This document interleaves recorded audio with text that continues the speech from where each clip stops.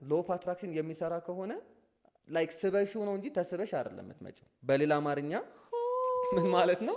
እሷ አሁን ፕሮሞሽን ሰራች ወጣ ሎ ኦፍ አትራክሽን ይሰራል አለች፣ ዩኒቨርስ ይታዘዝልኛል አለች። አሁን ዩኒቨርስ ታዞላት ሳይሆን እሷ እየሰራች ነው ስራውን። አንተ ኒው ኤጅ ታራምዳለህ ለማለት 2-3 ፖይንት ዩር ስቲሊንግ እየሰረክ እኮ ነው እንዳይነሱ አድርጌ ምናምን ነገር እንደ ኢንላይትመንት ውስጥ የገባ ሰው እኮ እንደዛ አይደለም። እና በምን ዲሲቭ እንደተደረገች እግዚአብሔር ነው የሚያውቀው። እንግዲህ 52,000 ብር ነው የከፈለች።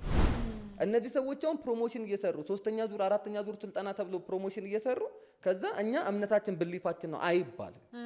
በቃ ይሄ ትልቅ ዲሉዥን ነው። እዚህ ያሉትን ተናግሬያለሁ። የሚያደርጉ አይደሉም የሚያስተምሩ ናቸው። እኛ እንድናደርግ ነው የሚያበረታቱ። ገብቶሻል? እና ሲባል እንትን አይሉትም አይተገብሩትም። የማይኖር እውቀት ደግሞ ውሸት ነው። በምን ታውቂዋለሽ? ለምሳሌ እንደዚህ አይነት ፕሬዘንት ሞመንት ላይ ያለ ሰው በእንደዚህ አይነት ኢንላይትመንት ውስጥ ያለ ሰው ስለ ስጋ ነገር አያስብም፣ ስለሚበላው አያስብም፣ ስለሚጠጣው አያስብም፣ ስለ ውፍረቱ አያስብም። ትችላለህ፣ ትጠረምሳለህ አይልም።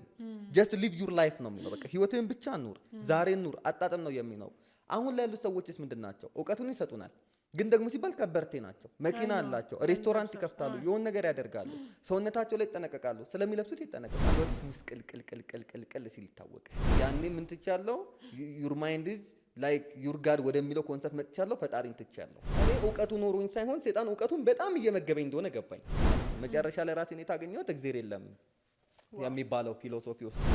ሰላም እንዴት ናችሁ? ቲጂ ነኝ። እንኳን ወደ ዩቲዩብ ቻናሌ በደህና መጣችሁ። ለዚህ ቻናል አዲስ የሆናችሁ ሰብስክራይብ አድርጋችሁ የደወል ምልክቷን ብትጫኑ በየጊዜው የምለቀው ቪዲዮ ይደርሳችኋል። ሰብስክራይብ አድርጉ። ዛሬ ከባድ እንግዳ ነው ይዤላችሁ የመጣሁት። ሰሞኑን ሶሻል ሚዲያ ላይ የተወሰኑ ፖድካስቶች ላይ ወጥቷል። የግል ኤክስፒሪየንሱንና የነበረበትን ከባድ ህይወት ከኒው ኤጅ ጋር በተገናኘ ሼር እያደረገ አግኝቼው ፍቃደኛ ሆኖ ወደዚህ መጥቷል። ዮናስ መለስ ይባላል። ቆንጆ ፖድካስት እንደሚኖረን ተስፋ አደርጋለሁ። ሀሳብ አስተያየታችሁን ኮሜንት ላይ ታካፍሉኛላችሁ። ህይወት ጣፋጭ እንደሆነ የሆነ አዲስ ነገር መክተት መቻል አለብሽ። ለዛ ደግሞ ሞር እውቀት ነው የሚከተውና አለዛ ከዛ ውጪ ምን ደስ የሚያሰኝ ነገር የለም። ገንዘብን ብታገኝ ምንም እውቀት የማያልቅ ነገር ስለሆነ ኦልዌይስ አዳዲስ ነገር ዴቨሎፕ ስለምታረጊ ምናምን ማለት ነው። ጋደል እነሱ ብዬ እንደ ቀልድ ፍልስፍና ማንበብ ከዛ ወደ ፐርሰናል ዴቨሎፕመንቱ ስገባ ሲሪየስ ኢሹ አድርጌ ነው የገባሁበት። ሲሪየስ ኢሹ ማለት ኢት ኢዝ ላይፍ ላይ በቃ የሆነ ቼንጅ ማምጣት አለብኝ፣ ለውጥ ማምጣት አለብኝ፣ ለሰዎች መድረስ አለብኝ። አይ ዋና ቢ ሳይኮሎጂስት ዩ ኖ ኤንድ ዜን ሶ ለዛ ብዬ ነው የጀመርኩትኝና ፐርፐዚ እንትን ነው ሳይኮሎጂስት ከመሆን አንፃር ነበርና ግን ሳላስበው ወደዛው ከዛ መጽሐፍቶች እንደነ ጆሴፍ መርፊ ያሉ ጸሐፊዎች እነሱን ማንበብ ምናምን ነገር ከዛ ቪዲዮዎችን መመልከት ከዛ ያው እነ ሮሃንዳ ባይረን ታውቂያቸዋለሽ ያስባሉ ዘ ሴክሬት እነሱ ማንበብ ከዛ እውቀቱ ገባ። ስለዚህ እውቀት ደግሞ ምን ይፈልጋል? ተግባር ይፈልጋል። ስለዚህ somehow ወደ ተግባሩ ቀስ እያልሽ ያለማመር ሲሆን ተርኒንግ ፖይንት ግን የነበረው በቃ ማንበብ ማወቅ ነውና ከእውቀትም ከፍላችሁ ወቁ ማረል የሚባለው መጽሐፉ እንደዛ ነው። ግን ጀስት ልክ በጣም አግሬሲቭሊ አዲስን ነገር የማወቅ የመረዳት ወይም ለውጥ የማምጣት ጉጉት ነው ማለት ነው ወደዛ የሚወስደው። አዎ ላይክ እንዴት ነው ሰው እያወቀ ሲመጣ እየጠበበ ነው እንጂ እየሰፋ አይመጣም። አፍተሮል አይደል የሆነ እያወቅ ስትመጪ እየጠበብሽ ነው የምትመጪው አንድ ነገር ላይ ነው። ኢቭን ትምህርት እንኳን ካየሽ ለምሳሌ አንድ ሰው ከአንደኛ ክፍል እስከ 12ኛ ክፍል 12 የትምህርት አይነት ተምሮ ዩኒቨርሲቲ ሲገባ አንድ ነገር ላይ ነው ስፔሻላይዝድ የሚያደርገው። ስለዚህ እውቀት እየጠበበ ነው የሚመጣው። ስለዚህ ላይክ እኛም አሁን ስታቂ ተሰብስበው አንድ ነገር ላይ ነው የሚያደራጅሽ።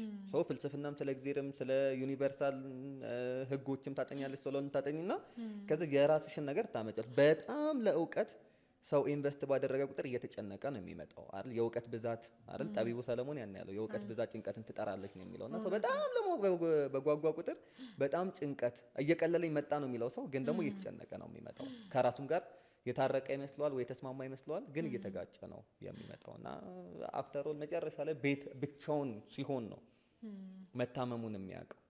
ብቻውን ሰው ጋር ሲሆን የሚያዳምጥሽ ሰው ስላለ ሪላክስ ታደርጊያለሽ። ስለዚህ መደበቂያ ይፈልጋል ነው። አሁን ካይሻችሁ በጣም ትላልቅ የምንላቸው ሀገራችን ውስጥ እኔ ኢቭን የምፈራቸው ሁላ አሉ እንደነ ጋሽ አሌክስ አብርሃምን እና በጣም ወደው ሮተር ነው በጣም ማለት ነውና በጣም እና ጀስት አንዳንድ ቪዲዮዎቹ ምናምን ሳይ ስቲል በዚህኛው እንትን ውስጥ እንኳን ሆኜ እውቀት ላይ እንኳን ሆኜ ስቲል ሰው የሚያስደነግጠኝ ሰው ነው ያለው እውቀትና ግን እየጠፋ ያለ አይነት ለሰዎች የሚመስላቸው እንዲህ ፊት ለፊት ሲያወራ እውቀት ስላለው በጣም በቃ ትልቅ ጃይንት የሆነ ሰው ነው የሚያደርጉት። ግን ባክስቴጅ ወይም ከመድረኩ ጀርባ ሲሆን ግን በጣም እየጠፋ ያለ ህይወት በጣም ድብር ያለው ሰው ነው ካየሽው። እውቀቱ መከማቸቱ ለላይፍ በጣም ሚኒንግለስ እንዲሆን አድርጎታል። እና እውቀትን አግሬሲቭ በሆነ መንገድ መፈለግ እንደዚህ ነገሮች እንድገባ አድርጎኛል። ዳይሬክሽናችሁን ዳይቨርት እንድታረጉ ያረጋችኋል። የሆነ ቻናል እንዲቀየር ያረጋል። አንዴ ተቀይሯል። ቀይሮንም ነበር። አይ ነው የሚገርመው። አንድ ፖድካስትን እያየው ነበር። ቤተሰቦችህም ብዙ የመከላከል ነገር አልነበራቸውም። ዶ ሃይማኖተኛ መንፈሳዊ ሰዎችም ቢሆኑ እንደው ተው አታድርግ የሚሉት ነገርም አልነበረም መሰለኝ አይደል? እንዴት ነው አዋቂ ስትሆኚ ቤት አሁን ለምን እንዴት ነው ላይክ በዛ ጉዳይ ላይ ቻሌንጅ የሚያደርግሽ አንድ ነገር እኮ እኔ ለማሸነፍ ቻሌንጅ ልታደርግኝ ይገባል። አንተ ደግሞ በእውቀት ምጡቅ ሆነሃል በዛ ሲዝን ከቤተሰብ እና ሌሎች ጋር ምናልባት ቻሌንጅ ልደረግ እችላለሁ። እና ቤተሰቡ ሲመጣ ግን ያው አባቢም ጸሎት ላይ ነው ሞር ፎከስ የሚያደርገው። ማሚም ያው የተማረችው በጣም እንትን ነው። ስለዚህ የቤት እመቤት ናት። ያው እናቶች ደግሞ ኩሽና ነው በአብዛኛው የሚያሳልፉት። ስለ እንደዚህ ነገር ብዙም ነው የላቸውም። ስለዚህ ለመከራከርም ሲሞክሩ አፋቸውን ላስይዛቸው ይችላል። ኤግዛክትሊ ታዞሪባቸዋለች። ለዚህ ነው ሰው አፉን ከፍተውን እኔ አንዳንዴ እንትላለሁ ኮንቨርት ስናደርግ ከሰዎች ጋር ምናምን የሆነ ነገር ስነግራቸው አፋቸውን ይከፍታሉ አብለው የኔ ሐሳብ እኮ አይደለም እኮ አፍተር ኦል ያንን ሐሳብ ወይ አንብቤ ነው ወይ የሆነ ሳይንስ ሆነ ሐሳብ ነው። አክቹአሊ አዲስ ሐሳብ አይታሰብም። እኔ አሁን ለማስተላለፍ የምፈልገው ሰዎች መተው እዚህ ጋር ሲያወሯቸው ምናምን የራሳቸውን ሐሳብ ክሬት አድርገው ምናምን ይመስሏቸው በሌላ ሰው ያልታሰበ እኔ የማስበው አዲስ ሐሳብ የለም። የነዛን ሰዎች አዳብሬ ነው የምመጣውና ይሄ ምን ያሳያል? ሰዎች እንደማያነቡ እንደማያውቁ ያሳያል። ስለዚህ የማይከላከሉበት ትልቁ ምክንያት ምንድነው ሲባል ለዛ ነገር እውቀቱ የላቸው። ያኛ ደግሞ በተለምዶ ሃይማኖት የሚነካ አይደለም። ሃይማኖትና ፖለቲካ ላይ እንደውም ብዙ ኢንቮልቭ ማናረገ ኮሚኒቲ ሆነናል። ማለት የሆነ ድብቅ የምናረገው ነገር አለና መልሰን መላልሰን እንዴ አንተ የቤተሰቦችን ሃይማኖት ትክዳለህ ከማለት ውጪ እንኳን እንደብዝ እምነታችንን አውቀን ብዙ ቻሌንጅ የምናረግ ሰዎች ነን ብዬ አላስብም። አይደለም አንተ በዚህ አንደርስታንዲንግ መተ ትንንሾች ልጆች ራሱ ለሚጠይቁን ጥያቄ እኮ ዝም በል እንደዚህ አይባልም የምንልበት ሞመንት ነው። ሶ አይ ቲንክ እኔ ባለፈው የሰራሁት ቪዲዮ ምንድነው እንደ ወላጅ ልጆቻችን በስጋ ሊጠፉ ይችላሉ፣ በስሜት ልናጣቸው እንችላለን። ግን ከመንፈሳዊ ነገር ከጎደሉብን በቃ ለኔ ትልቅ ኪሳራ ነው ብዬ ነው የማስበው። ማለት እግዚአብሔር ረድቶ ባትመለስ አንተ ስንት ሰው እንደምታጣምም አስበው። ፋሚሊ ላይ በጣም ባይዘው ጉድለት አለ። እውነት ለመናገር ቲጂ እንዴት መሰለሽ ሀገራችን ላይ ቤተሰብ ከልጁ ጋር የሚያደርገው ኮሚኒኬሽን አንድ ሚዲያ ላይ ያየሁትን ነገር ልንገርሽ እና በጣም እንደ ትልቅ ነገር አንስተው ነው ሲያቀርቡት የነበረው። አባይ ቴሌቪዥን የሚባል ነው ያው ስላቀረቡት በጣራው ምንም አይመስላቸውም ብዬ ነውና ጀስት የሆኑ ወላጆችን ያቆሙና ልጆችን አስቀምጠው ከዛ ወላጆች ስለ ልጆቻቸው ፊት ለፊት ይጠየቃሉ። ከዛ አባትየው ተጠየቀ። ሁለት አባቶች ቆመው ምን ብለው ይጠይቀዋል? ከልጅ ጋር ምን አይነት ሪሌሽንሺፕ እንዲኖር ትፈልጋለህ ነው። ከዛ አንደኛው አባት ጋሼ ብላ እንድጠራኝ ምናልባት ካስታወሹ ስቪ ጋሼ ብላ እንድጠራኝ ከዛ እላፊ እንድታወራ አልፈልግም ምናምን ነገር ብለው አወራ። አንደኛው ደግሞ እንደ ጓደኛ እንድትሆነኝ። ሁለቱም ልጆች አሉ፣ ጎን ለጎን ነው የተቀመጡት። ያቺ ጋሼ ብላ እንድጠራኝ ከዛም በኋላ ቁም ነገረኛ እንድትሆን ከዛ ማውራት ያለብን ሰዓት እናወራለን ምናምን የተባለችው ልጅ ምን ያክል ዲፕ ኢንትሮቨርት ፐርሰን ልትሆን እንደምትችል አስቢ።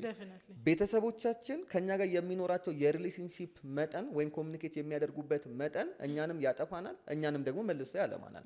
ስለዚህ ለእንደዚህ ነገር ለመወሰዳችን ትልቁ ምክንያት ብዬ የማስበው ቤተሰብ ላይ መሰራት አለመቻሉ ነው። ያንን አምናለሁኝ። ብዙ ጊዜ ወላጆችም ወደኛ ስለሚመጡ በማማከርም ረጅም ጊዜ ስለቆየሁኝ ኦልሞስት ወደ 7 ዓመት ያክል ካውንስሊንግ በመስራት ይሄ የግል ስብዕና ላይ ከህይወት ክህሎት ጋር ተያይዞ ቆያለሁና ወላጅ የሚያስበው ልጆቻቸው ጤናማ እንደሆኑ ንጹህ እንደሆኑ፣ ግን ከበስተጀርባ ስታያቸው እነዛ ልጆች በተለያየ ፍልስፍና ውስጥ ተጠምደው አቦርሽን የሚፈጽሙ ልጆች አሉ፣ ሴቶች ሆነው ምናምን። ወላጅ ግን አያውቅም እነዛን ነገሮች ከበስተጀርባ ያለውን ነገር ማለት ነው። ለምንድን ነው ሲባል ኮሚኒኬሽን የማድረግ እስኪል የላቸውም። አሁን እንዲህ ብዬ አወራው። ፋዘር አየው ፖድካስቱን የእግረኛው ሚዲያ ላይ ያለውን ምን አለ ማለት ነውና ጀስቲስ ተደነገጠ። አሰልጣኝ እንደሆንክ ያውቃል። በእኔ ሰልጥኗል ቁጭ ብሎ ፋዘር ስልጠና ወስዷል እና 2 ወር ገደማ ወስዷል ስልጠና ፐርሰናል ዴቨሎፕመንት። ግን እንዲህ አይነት ልምምድ ውስጥ እንዳለው አያውቅም። ደነገጠ እና ለምንድነው ሲባል ቀረቤታችን ያን ያክል ስትሮንግ አይደለም። ለምንድነው ሲባል መድረኩ አልተፈጠረልንም አንድ ሊያደርገን የሚችለው መድረክ እና ወላጅ ጋም ክትትል ያልሽው ትክክል ነው ብዬ ለመናገር ያክል ነው። አዎ ምንድነው ማስበው መጀመሪያ እንዳልከው ያቺ ጋሼ ብላ መጥራት ያለባት ሲዝን የነበርን ሰዎች አለን። ከዛ በኋላ የሆነ ሲዝን ኦፍ አወር ላይፍ ሳይመጣ ዘለን ደግሞ